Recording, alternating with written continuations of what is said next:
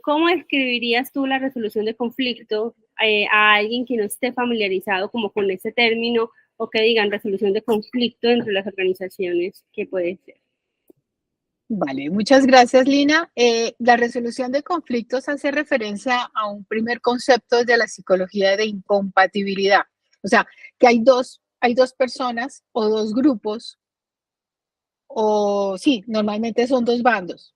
Puede ser dos personas, dos equipos o ya escenarios grupales grandes, como por ejemplo un sindicato, etcétera, con las directivas de una organización, un grupo, una agrupación, una agremiación, digámoslo así, en donde sus pensamientos o emociones son distintas y normalmente surge de distintas perspectivas acerca de un interés común. Uno piensa que tiene derecho o tiene un interés específico sobre un contexto, una situación, unos recursos, un proyecto, y una perspectiva de realizar un proyecto, del alcance de ese proyecto, y otro grupo tiene unas distinciones y unas diferencias acerca de expectativas, formas de trabajo, recursos, y es un concepto súper antiguo, y súper antiguo porque hasta la misma Biblia lo dice. O sea, tú ves el Antiguo Testamento y la primera pelotera histórica que hubo fue entre Caín y Abel.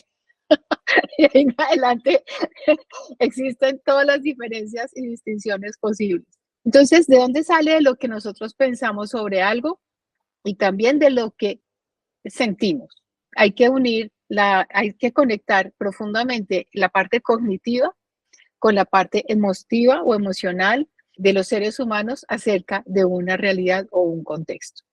O sea, que tú dirías que mientras esté el ser humano va a haber conflicto, o sea, que no es simplemente, ¿cómo podríamos entender esto entre las organizaciones? Porque me imagino que hay organizaciones que dicen, no, es que aquí realmente intentamos que no haya conflicto, o cómo, en qué niveles una organización puede ser consciente de eso. A ver, yo pienso que la organización no debe evitar el conflicto, porque hay dos perspectivas del conflicto.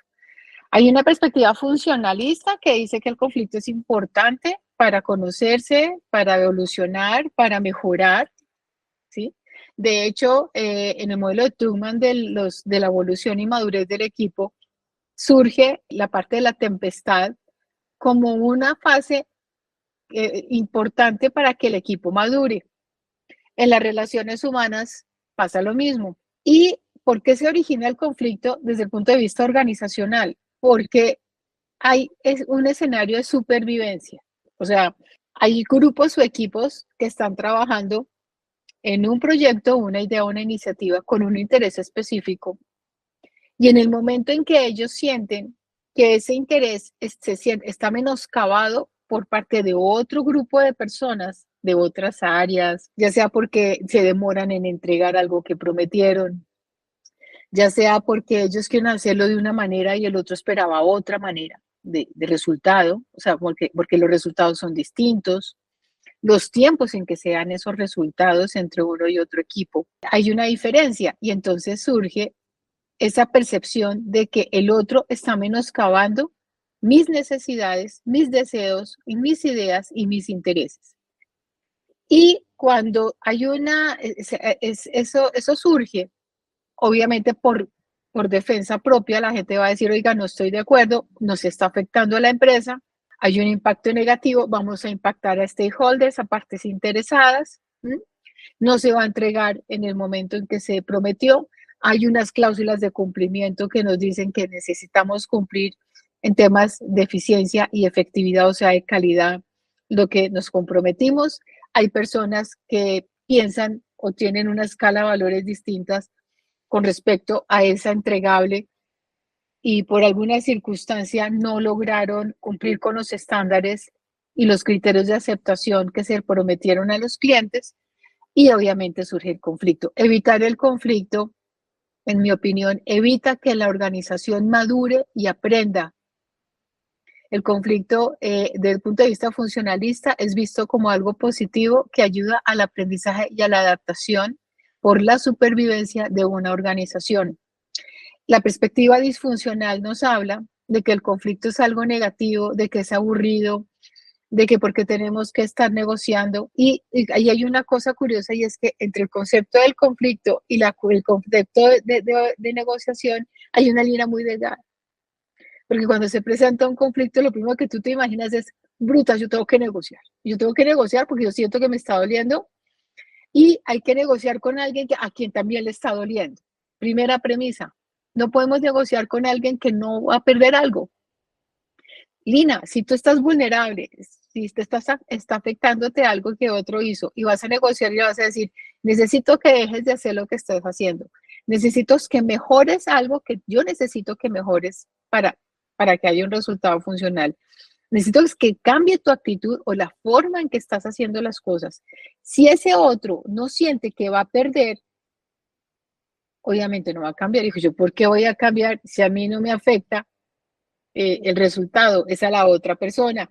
Esa otra persona, ella verá cómo hace, ¿sí? Y existe gente que es así. Usted verá qué hace. Yo tengo unas prioridades, qué pena con usted, y se lava las manos. En el momento en que a esa contraparte sí la afecte el hecho de no cambiar o le duela o haya consecuencias negativas de eso, ahí sí va a empezar a sentarse, no, espere, hagámonos pasito, espere. ¿Cómo así? Yo me voy a afectar en qué? En mi desempeño, me voy a afectar porque no voy a recibir una bonificación de acuerdo con los resultados, me voy a afectar porque de pronto una demanda, o sea, acuerda que en los proyectos, cuando hay casas de software o empresas de tecnología que son proveedores, hay unas cláusulas de cumplimiento y si esa fábrica no cumple con las cláusulas de cumplimiento, imagínate el problema jurídico en el que se meten y es obviamente si la persona por negligencia no tiene presente eso y la empresa incurre en un conflicto legal por demanda de cumplimientos de términos, esa persona obviamente está afectando a la empresa, por lo tanto va a sufrir unas consecuencias desde el punto de vista laboral. ¿Mm? Por omisión o por afectación o por lo que tú quieras. Yo invito a mirar el conflicto como algo que no podemos cambiar, no podemos evitar, y a verlo como un escenario de aprendizaje permanente en donde surgen nuestros demonios internos. El otro es un espejo de mi mismidad y todo lo que yo haga o deje de hacer que impacte en el otro o se refleje en el otro va a sacar lo mejor o lo peor de mí. Y el conflicto genera ese tipo de posibilidades.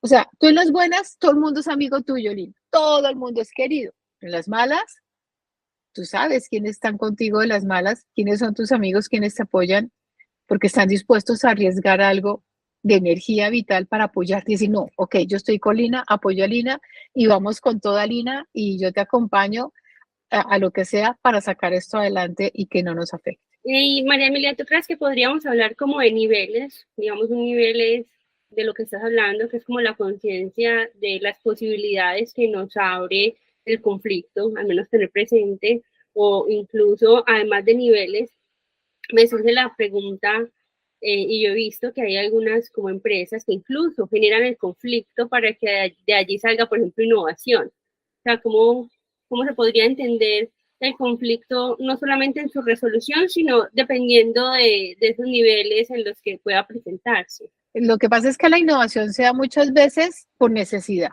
En la guerra, la innovación se ha dado históricamente de una manera acelerada. Todo lo que es la evolución de la forma como cada uno de los ejércitos diseña la tecnología para defenderse o atacar al otro, genera innovación. Es chistoso, pero en las guerras, después de las guerras, tú te das cuenta de la cantidad de avances de tecnología que se dan después de cada guerra.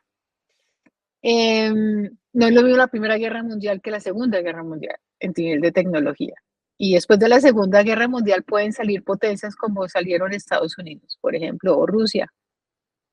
China con el tiempo se volvió potencia, pero ojo, más tarde. En este momento, a nivel de las organizaciones, ojo, porque si yo estoy atendiendo una necesidad que es producto de un conflicto, para innovar y atender esa necesidad, habría que mirar qué pasa con el conflicto como origen para innovar. Ahora, ahí viene la distinción también con problemas. Esto es un tema semántico. Entonces, yo puedo tener un problema, pero no sé qué tanto ese problema me genere conflicto, porque el conflicto se genera es cuando hay afectación mental, o sea, a nivel de creencias y a nivel emocional. O sea, me está doliendo lo que otro está haciendo mal o no está haciendo, ¿sí? El problema eh, normalmente surge cuando hay algo que me impide lograr unos objetivos y a partir de ese problema generamos innovación o intraemprendimiento. Entonces ahí es cuando surge la teoría de enamorémonos de los problemas. Y enamorémonos de los problemas y no los veamos como un desgaste, sino como una oportunidad de aprendizaje. Yo siempre he pensado que no es lo mismo una persona que ha tenido una vida más o menos suave, o sea, como que todo fluye de manera significativa y a uno dice en qué momento pues, le pasa algo tenaz y esa persona es capaz de aprender de esa situación y tiene fortaleza de carácter para asumirla. Hay otras personas que tienen que su vida parece un electrocardiograma, ¿no? O sea, unas cosas súper radicales, o sea, abandono que los papás fallecen, queda solo, están en ambientes terribles, de conflictos, no sé qué. Ahí hay dos opciones. O se sana o sale adelante a través del aprendizaje y de la sanación, como pasaron con muchas personas después de la Segunda Guerra Mundial que salieron de campos de concentración nazis. Entonces ellos, como Víctor Frank, es una persona que a partir de todo lo que vivió generó una teoría que se llama la logoterapia y darle sentido a lo que estamos viviendo y cómo desde hace darle sentido a lo que estamos viviendo, empezar a ser protagonistas de nuestra vida. Y la otra opción es volverse un criminal disfuncional que le factura al universo todo lo que le está pasando. Devolvámonos a lo organizacional. Y de hecho, el libro de Víctor Frank, El hombre en busca de sentido, algunos profesores lo colocan como libro de texto de gestión de proyectos. Porque en algún momento él habla de un hilo de sentido, de que a pesar de las vicisitudes que él vive, finalmente él está conectado con un objetivo y es salir de ahí algún día vivo. Yo no sé cómo voy a hacer, pero tengo que programar mi mente para que soñar todos los días que la puerta donde aparecía un lindo y hermoso letrero que decía el trabajo Gonzala Libres se abra y los liberen finalmente. Él planeó eso en su mente y decía, a mí pueden hacer los nazis con mi cuerpo lo que quieran, pero con mis pensamientos no. Entonces, todo depende de lo que nosotros pensemos y creamos acerca del problema. ¿A quién afecta el problema en una organización? ¿Qué área está generando ese problema? ¿Cuáles son las raíces? Más allá de empezar a decir, a taparlo como con tierra, no, aquí hay un problema. Entonces, es el famoso término en el que tú levantas una alfombra y sale cualquier cantidad de bichos en la organización, en los procesos, en la toma de decisiones, y dices, uy, eso está tan espantoso que yo mejor vuelvo y coloco el tapete donde estaba, porque si yo llego a limpiar el tapete y a tocar lo que pasa, peligra mi existencia en la organización, o estoy empezando a decir cosas que a lo mejor políticamente no son correctas y lo pueden tomar mal, o voy en contra de la cultura organizacional. Eso también puede ser un concepto de conflicto cuando tú sientes que hay algo que está debajo de la alfombra o del tapete, que está pasando, que está viciado, que no es muy transparente y que en el momento en que salga a la luz eso y todo el mundo se entere, uy, pero ¿qué pasó? Pero no, es que había esto y a los proyectos se les tenían en cuenta y no había transparencia y elegían a dedo y había una cantidad de temas como medio oscuros. Entonces la gente te va a señalar a ti, no, Lina es la conflictiva porque ella levantó la alfombra y obviamente develó una cantidad de bichos que salieron ahí y ella es la mala. El problema no es lo que estaba pasando debajo de la alfombra, el problema es quién fue el que empezó a develar una cantidad de situaciones que no eran funcionales para la organización, que se estaba ocultando de alguna manera a beneficio de algunos, pero que tarde o temprano se sabría que iba a impactar negativamente a la organización. Entonces hay distintos niveles, como tú me preguntabas, está el nivel personal de yo qué estoy haciendo, cuál es el propósito de mi trabajo, hasta dónde puedo poner límites y hasta dónde no. ¿Por qué de pronto me estoy agobiando en mis actividades? Eso de y eso es muy común en las áreas de tecnología, en donde llegan proyectos como en cascada y entonces tú no les puedes decir que no porque pues es una oportunidad de negocio, pero no hay una categorización de cargas de trabajo y te llegan cosas y tú tienes que decir que sí a todo, y te agobias y al final tú no sabes ni lo que estás haciendo. Y un momento en que tú dices, oiga, perdón, pero, ay, ¿cómo sí? Usted habló, pero ¿por qué va a hablar? Y agradezca que tiene trabajo, agradezca que tal cosa y tal otra. Ese es un extremo. El otro extremo es, a nivel personal, es el que, ay, me toca hacer eso, y yo, ¿por qué tengo que hacer eso?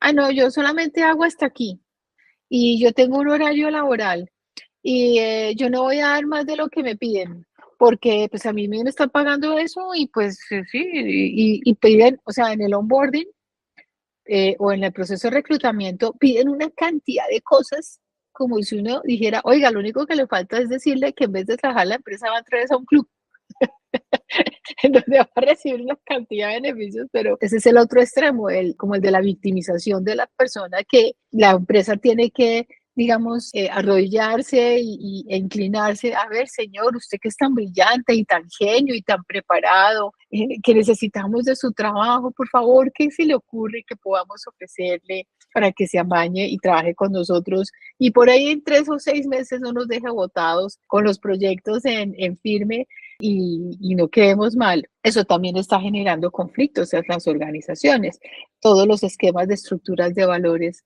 de la gente. Entonces, hay temas personales que tienen unos impactos significativos en las organizaciones.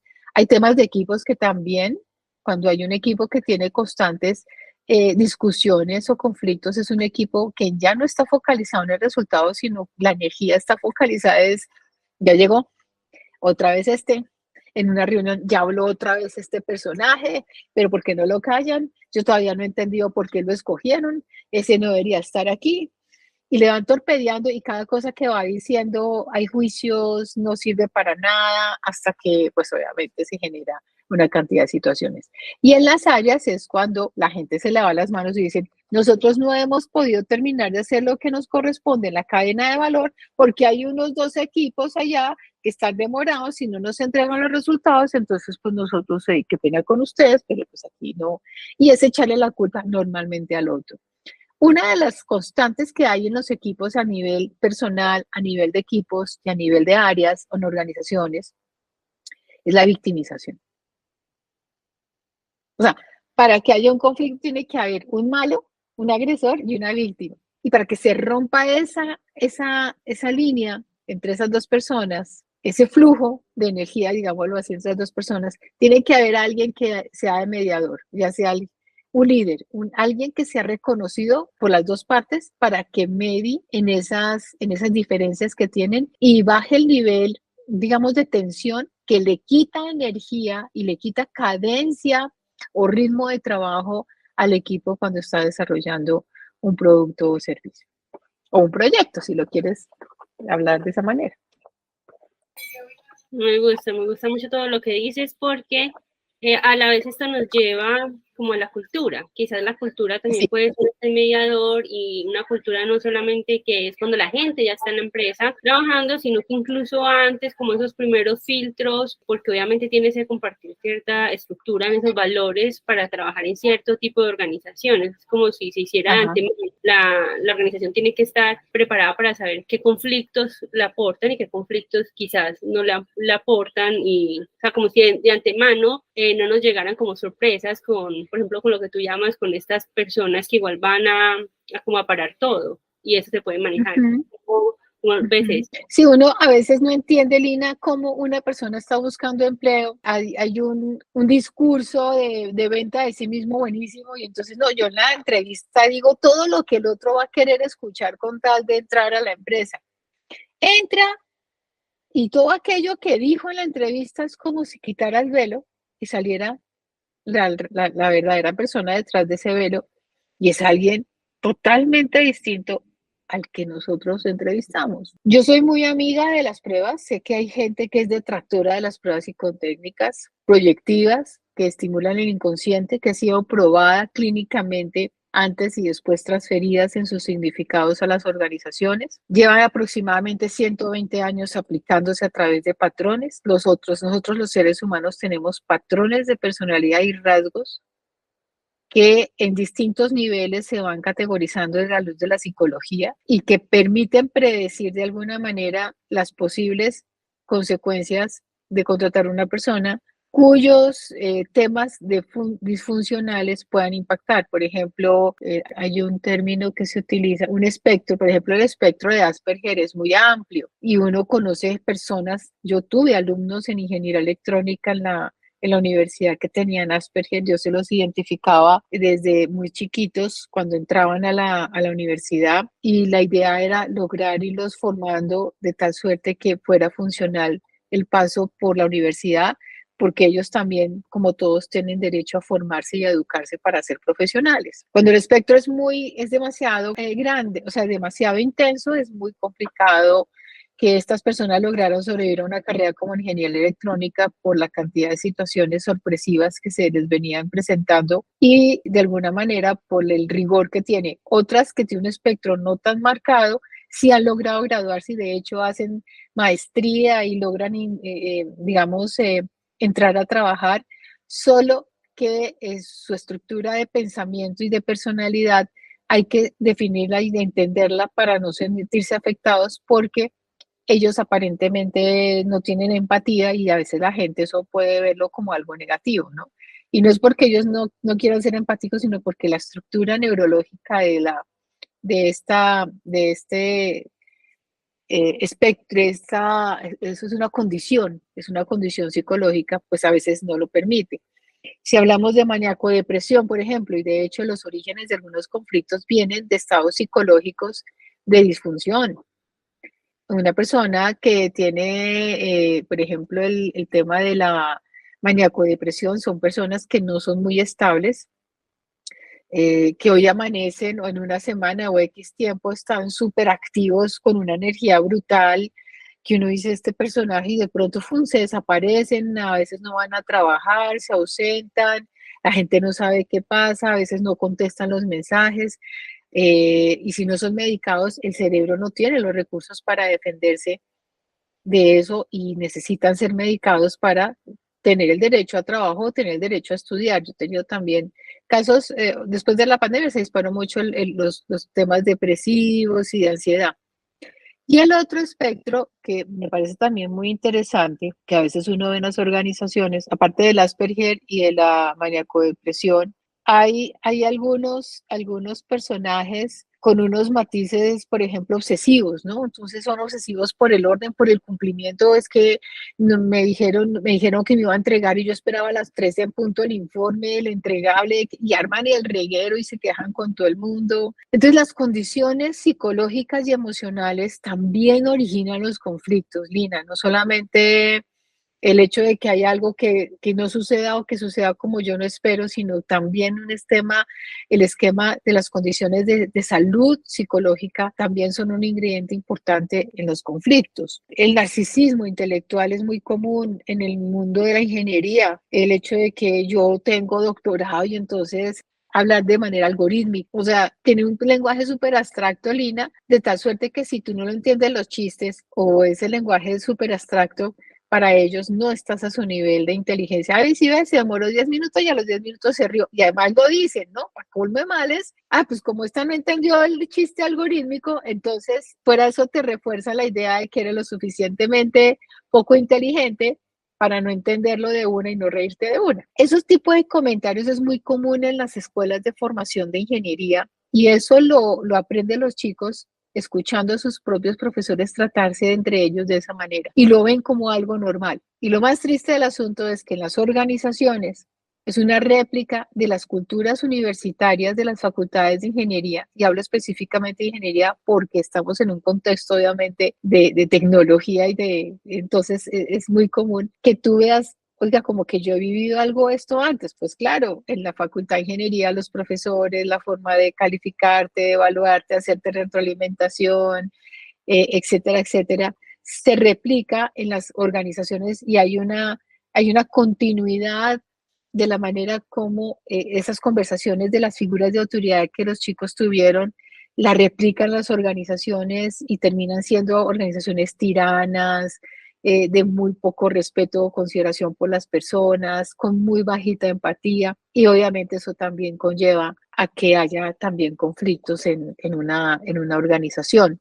Eso está asociado con el maltrato, con el posible acoso laboral, con la falta de respeto de la figura del líder, etcétera, etcétera, ¿no? Entonces, eso también tiene que ver un poquito el conflicto, tiene ese matiz. ¿Y qué papel juega la cultura de las organizaciones en esto, con relación pues, a lo que estás diciendo, que también, digamos, eso es algo que traen las personas desde, digamos, su personalidad, su estructura mental, bueno, lo que son, más que es algo aprendido también desde el contexto en el que se mueven, pero entonces, ¿qué papel tiene la cultura de las organizaciones y más ahora que estamos viendo que muchas organizaciones de antemano dicen, bueno, puedes ser un genio, pero si realmente no tienes habilidades blandas, ya no entras acá, por más que seas un genio. O sea, algo ha ido como cambiando. Sí, básicamente, y de hecho, por ejemplo, en donde yo trabajo en el medio académico, aún se sigue escogiendo a la gente por hoja de vida y por títulos. Uno dice, bueno, ¿y cuándo van a empezar? No sé si ahorita estén haciendo examen psicológico, parece que últimamente lo están haciendo, pero desde hace muy poco lo hacen en la selección de los docentes, pero era una deuda que tenían las organizaciones el poder conocer a las personas que más allá de los diplomas o los cartones o los títulos que tenga, también es un ser humano que va a convivir con otros y que posiblemente va a liderar a otras personas y que la falta de cuidado de lo personal va a trascender en ese ambiente.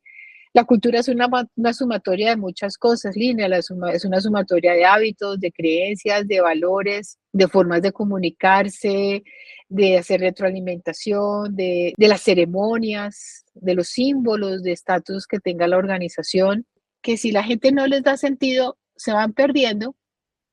Y aunque tú quieras hacer una gestión del cambio en el tema, por ejemplo, de las reuniones, de los eventos de reconocimiento, de la contribución, del feedback, de la retrospectiva, muchas empresas no hacen retrospectivas, entonces se pierde un escenario. Pero ¿para qué sirve la retrospectiva? ¿Para qué? Es una pérdida de tiempo. Terminamos con el sprint, recojamos el feedback y seguimos. Pero no, pero la retrospectiva es el escenario de aprendizaje del equipo, es mirar la mejora continua. Eso no, eso es una pérdida de tiempo. Aquí venimos es a producir. Entonces, seguimos un poquito con esa mentalidad binaria y cartesiana de que lo emocional es por allá, ese escenario como medio perdido, medio oculto, medio misterioso, y lo racional es lo verdadero, lo válido, lo que tiene sentido. Y en las organizaciones una persona que entra se sigue pesando más o tiene más peso lo cognitivo, lo racional, los títulos, la formación, las certificaciones. Bueno, ¿y quién finalmente es el que va a entrar? ¿Qué le gusta? ¿Qué le motiva? ¿Cuál es la razón de ser, de estar en nuestra compañía? ¿Por qué con nosotros y no con otros? ¿Cuál sería el principal aporte? ¿Qué le gustaría que pasara en la organización para ser fiel a esa organización? Eso todavía queda mucho por trabajar en ese tema y equilibrar esa concepción cartesiana que tenemos de ser humano, de mirarlo de manera binaria, en donde las emociones no sirven y lo racional y lo cognitivo es lo que realmente le da sentido a lo que nosotros hacemos. De 3 a 4 puntos más o menos, ¿cómo podríamos como definir o entender la resolución de conflictos dentro de las organizaciones? Bueno, primero hay que tener en cuenta la motivación de las personas por hacer algo. Una persona que no está motivada o no le ve el sentido, automáticamente te va a generar ruido. Entonces es muy importante. Segundo, no identificar los posibles trastornos, como los decíamos hace unos minutos, psicológicos o trastornos de obsesiones y demás que puedan traer las personas y que solo lo conoces en el momento en que convives con ellas, te das cuenta de que tiene una serie de temas que no ha trabajado y que va a empezar a impactar en el ambiente del equipo.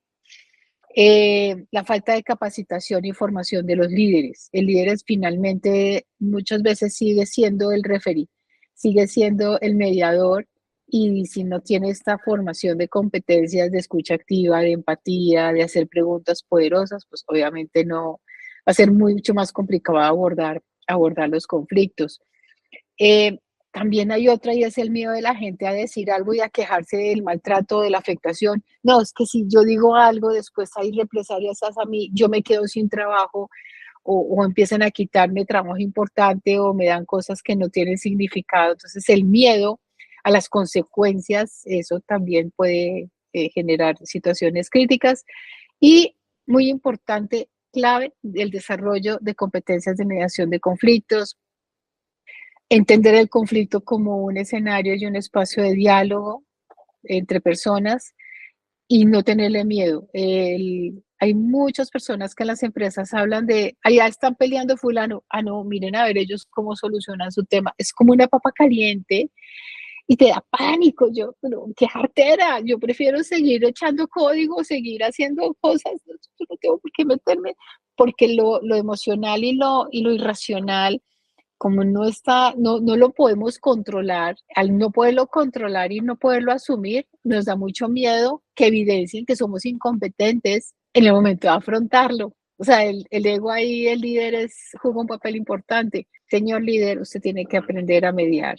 Y si tiene que escuchar a alguien que está diciendo, hombre, eso es parte de la naturaleza, que le da pereza, sí. Ay, qué sensibilidad. No es sensibilidad, a lo mejor es algo importante para esa persona y el saber escuchar. Nos falta mucho la escucha activa, definitivamente en las empresas. Y cuando la persona no siente que es escuchada y valorada, va a empezar a buscar, como el agua, ¿no? Maneras de salir hasta que llegue un momento en que estalla, ¿no? ¿Cómo crees que se está viviendo este tema en América Latina? Y si nos das No, algunos no, no tengo data, pero sí te puedo decir es qué competencias sí se pueden tener presentes por parte de los líderes para gestionar los conflictos o mediar los conflictos, Lina.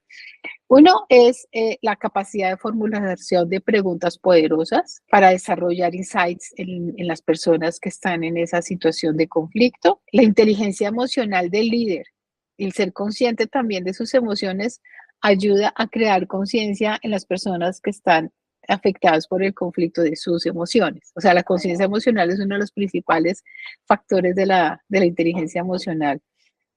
Muy buen manejo del tiempo, porque cuando tú estás llevando una conversación de conflicto, hay que tener unos tiempos específicos en donde se está haciendo la mediación. O sea, tú no puedes llegar a alargar demasiado el tema. Por eso, en las negociaciones con sindicatos, encierran a la gente y hasta que no haya una solución en temas de negociación colectiva o acuerdos, no salen. Una cosa tenaz. O sea, hay unos mecanismos de presión para que en el menor tiempo posible se llegue a solucionar el tema. La parte de ver los problemas de manera creativa y disruptiva. Bueno, entonces, ¿qué podemos hacer mejor o diferente para llegar a una solución? ¿Qué crees tú que no ha hecho tu compañero, le falta? ¿Qué le pides a la persona que haga mejor o diferente o que no ha hecho para solucionar ese problema? Mantener el control, es que ser mediador es ser neutro y es muy difícil. Entonces, ¿cómo aprender a, a controlar las subidas de tono, las palabras disonantes, las actitudes de que se interrumpen? Y ojo, para esa persona tener el control tiene que tener una autoridad reconocida por las partes, porque si no se lo van a pasar por encima. En situaciones, en charlas que yo he dado sobre mediación de conflictos, me dicen, bueno, ¿y qué pasa si no, ellos no hacen nada? Usted tiene que escalar al siguiente nivel de autoridad de la organización. O sea, tiene que llegar un momento en que las personas tienen que dolerles el no llegar a acuerdo y no cambiar de actitud, de forma de decirse las cosas o lo que tú quieras.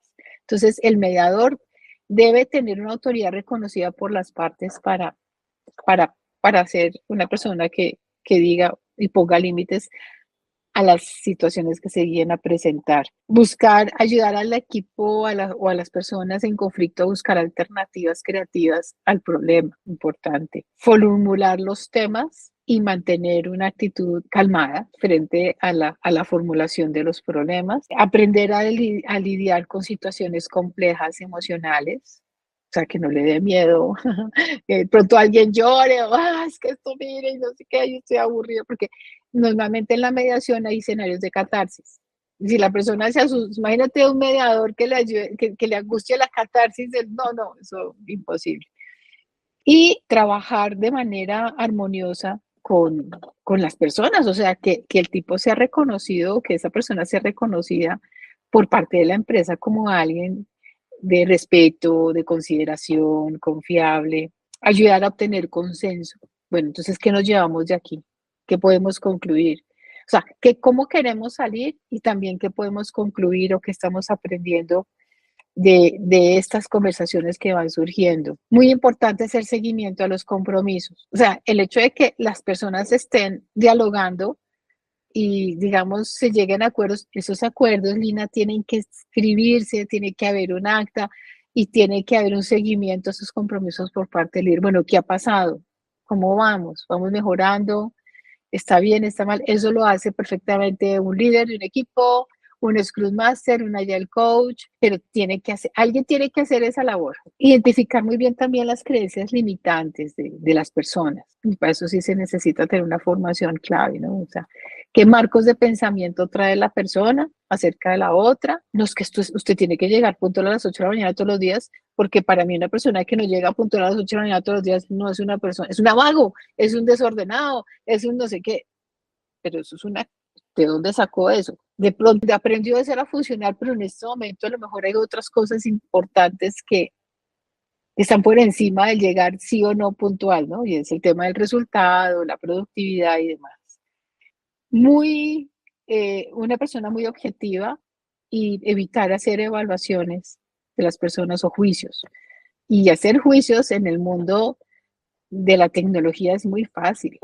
Es como lo que te decía al principio, hay personas que son narcisos intelectuales y entonces se le va la mano porque está acostumbrado a esa semántica de decir, de opinar y esa opinión va cargada con juicios, con adjetivos calificativos y con generalizaciones y eso ayuda a acrecentar y a potencializar los conflictos. Yo diría que esas son las competencias claves que necesita tener una persona que ejerza esta función de mediación, ya sea un líder técnico, un gerente de proyecto, un Scrum Master o un Agile Coach.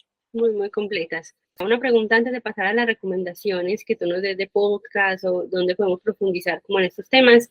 La pregunta que me surge es con la virtualidad, o sea, cómo manejar el trabajo remoto, la resolución de conflictos, si hay algo que esto cambia o no, porque es que como que se vive de manera diferente, como que es más complejo. Bueno, el tema del conflicto está asociado con la evaluación de la comunicación. Y resulta que nosotros no solamente nos comunicamos desde el lenguaje, como lo estamos haciendo tú y yo, sino también desde el lenguaje no verbal. Y resulta que en la virtualización hay una costumbre linda y maravillosa que es apagar la cámara. Entonces, el problema de apagar la cámara es que el 75% de lo que comunicamos lo hacemos de manera no verbal. Entonces, cuando una persona está haciendo una mediación y hay alguien que apaga la cámara, pues no puede leerla. ¿Qué caras pone mientras la otra persona está hablando? Si se pone brava, si hace esto, si voltea, la ansiedad, eso le permite saber qué le pasa a la otra persona mientras está hablando a alguien. Y desafortunadamente la virtualidad ha hecho que se pierda mucho la conexión entre las personas, la comunicación, la empatía. Se ha perdido mucho eso. Tristemente ha sido así. Y yo lo que sí llamo la atención acá es, hay que tener espacios de conexión personal. Hay veces casos de multinacionales en donde tú tienes equipos transnacionales que puedes, obviamente habrá que mirar espacios de conversación. Y uno de los grandes consejos que les doy desde el punto de vista de gestión humana es generar espacios de encuentros en físico con la gente para compartir. El mes, por ejemplo, de los cumpleaños, celebrar en la empresa los cumpleaños, entre todos, una horita en el que se pueda departir con la persona. Si hay algún logro importante de un proyecto que se logró finalizar con éxito, celebrar eso también entre todos, el concepto del merecimiento, de que chévere que lo logramos, y si no hubiera sido juntos no lo podemos hacer. Hacer reuniones un poquito retrospectivas, semanales, de una horita, bueno, ¿cómo vamos? ¿Cómo nos fue esta semana? ¿Qué cosas quieren ustedes? ¿Qué podemos apoyar? Eso ayuda a acercar a la gente y ojalá sea físico. O sea, el trabajo 100% virtual, sí, desafortunadamente, no construye, evita que se construyan conexiones y conversaciones importantes porque nosotros seguimos siendo seres sociales. Lina, no podemos perder el concepto del ser social, de ser humano. O sea, ni siquiera los animales que son en manada no pueden estar solitos. Tú ves un perrito, el perrito es un animal de manada, los gatos, aquí ves a mi gatita y todos. Los mamíferos somos de manada, los leones, y en la virtualidad, después de la pandemia, ese concepto de manada se empezó a cambiar bajo la excusa de que hoy estoy desarreglada y no te prendo cámara, o qué pena con ustedes, sino para mí dictar un curso donde la gente tiene la cámara apagada es terrible porque yo siento que la energía se me va por esa camarita por la cual tú me estás viendo y es muy difícil interactuar con la gente. Entonces yo imagino por el tono de voz, lo que las personas, cómo se sienten en los cursos que yo dicto, ¿no? En los diplomados y demás. Entonces, para mí la recomendación sí es de vez en cuando tener encuentros personales y compartir para, para construir ese espíritu de equipo y esa confianza que es fundamental. Y que en el momento en que haya un conflicto, que esa confianza sea uno de los ingredientes claves para tener conversaciones importantes. Súper. ¿Qué otra cosa te gustaría como completar o que crees que sea como necesario? Yo creo que el éxito de los resultados y las metas son una consecuencia de una buena interacción, de una claridad de los roles, de una claridad en el alcance, de una buena capacidad de resiliencia entre las personas, de tolerancia. Creo que nos hace falta mucho la tolerancia. Siempre esperamos que el otro se porte como nosotros esperamos que se porte, como si estuviéramos hablando de un robot y no. El entender la diferencia del otro, respetar esa diferencia del otro, ser asertivos en el momento en que tengamos que decir algo, saber delante de quién estamos diciendo lo que estamos diciendo, porque a lo mejor tengo una conversación pendiente contigo, Lina, y te la ventilo delante de todos tus compañeros y reactivan sus temperamentos, y entonces se le dispara el comentario y después brutas. Yo la y saber cómo manejar esas situaciones y decirle al otro, oye, mira, esto y lo otro, de pronto podemos o dímelo con cariño. Yo por lo menos he aprendido a tener un humor en todas las situaciones y es bueno. Bueno, pero dígamelo con cariño. Haga de cuenta que usted me quiere porque sobre todo cuando hay de las demás personas, pues uno se va a poner ahí a discutir con el otro porque no, pero sí aprender a gestionar esas situaciones difíciles y complejas que no terminen por hundir más al conflicto y no, digamos, volver más complejas las situaciones, sino aprender a gestionar nuestras emociones. Creo que la base de todo lo que estamos hablando en las conversaciones y en las relaciones es la inteligencia emocional, la conciencia emocional, el aceptar que somos humanos y no máquinas, afortunadamente, y que el ser humano implica una parte de la evolución límbica y es que todos nosotros tenemos un origen de conducta desde lo hormonal, desde todos los neurotransmisores que hacen que nosotros seamos como somos, a diferencia de las máquinas y de los robots. Muchas gracias, María Emilia. Me gustó mucho todo lo que conversamos. Quedan muchas preguntas y cosas en las que se pueden, digamos, abordar después. Y eso es como la idea de estas conversaciones. O sea, que uno que se vaya con más preguntas de las que llegó. Muchas gracias. Neolina, a ti muchas gracias por este espacio y a Castor por la oportunidad de poder compartir los conocimientos en esta comunidad tan linda del agilismo y de la tecnología.